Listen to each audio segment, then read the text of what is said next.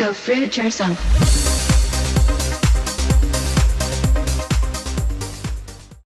Hey Fruit Bats, it's Frilly Banana Girl here. Welcome to another week of videos. So I woke up this morning to see a picture on Facebook of a rather slender young lady. Her name is Rebecca Judd, and she has posted this photo on Instagram, and it's caused a big uproar amongst people. She's been deleting comments of people saying you're anorexic, you're so skinny, you're gross, all this nasty stuff, and I want to talk more about that today.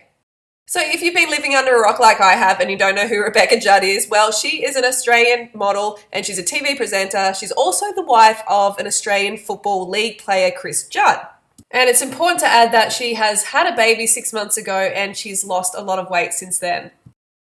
So she posted this photo and all the online newspapers jumped onto it. Rebecca Judd shocks with skeletal frame and bikini selfie.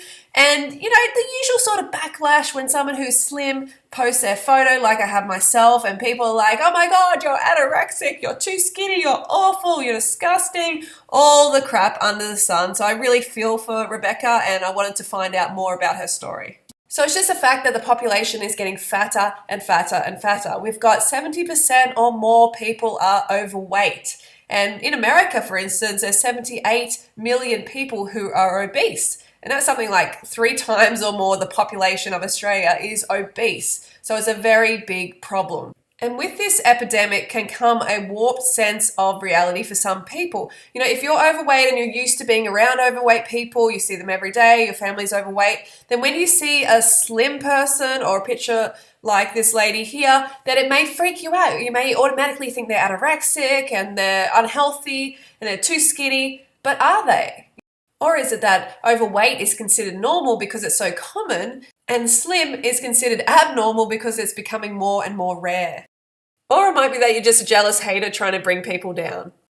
But I'm not saying that she isn't anorexic or has an eating disorder, I don't know. But it's important to keep that in mind when you make a judgment. I would love to give Rebecca all the kudos in the world, say, you know, you look great, hon, you've come back from having a baby, you bounced right back, good on you. But I'm not silly enough to base my opinion on just one photo. Like a lot of people are like, oh, you look great, you know, and that's really nice and that's great for her self-esteem, but how did she get there? That is what concerns me the most. That is what I'm most interested in because I can't condone things like calorie restriction, like eating disorders or like weight loss drugs or anything like that. That would be completely irresponsible of me, so I need to find out more. So I decided to visit her Instagram where she has over 200,000 subscribers to check out this controversial pic and to find out a little bit more about her.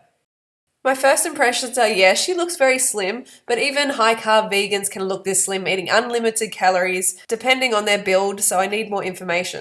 A question that I always ask when I see these sort of photos is, how did she get there? Did she get there through starvation, through carb restriction, through taking weight loss drugs, through over-exercising, through purging? Basically, did she get to where she's at the unhealthy way? If so, of course, it's not sustainable. So searching around the rest of her Instagram, I was looking for food pics and I came across this pic where she claims to have this for breakfast, which I highly doubt. Or maybe that's all she had for the entire day. It's a big ass slice of apple pie with puff pastry and with like some double cream, whatever on the side, and a milk coffee of some sort. Then we go to another recent pic and it's a cheese platter. And she's saying, you know, basically saying she's eating this for an afternoon snack. And again, I highly doubt it. She may have a little bit, she might pick at it, but how much is she really having? So we have another pic here of rich foods, like of Sancho Bell, of meaty dishes, but how much is Rebecca actually eating of this?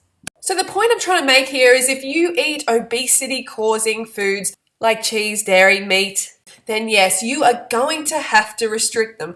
I don't care what your genetics are. You know, I saw people saying, oh, but she's got slim genetics, she can eat anything. No, that is not true at all.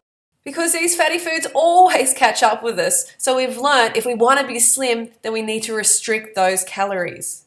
So being a model, she is going to have a lot of pressure on being a certain size, and especially after having a baby and bouncing back, everyone's watching. So she's going to have a lot of pressure to do things like calorie restrict, have stimulants like coffee, which suppress the appetite, also possibly take weight loss drugs. There's a lot of things that people do behind closed doors that we don't know about, and they're not going to tell us. That doesn't make them bad people. It just means that there's more to the story.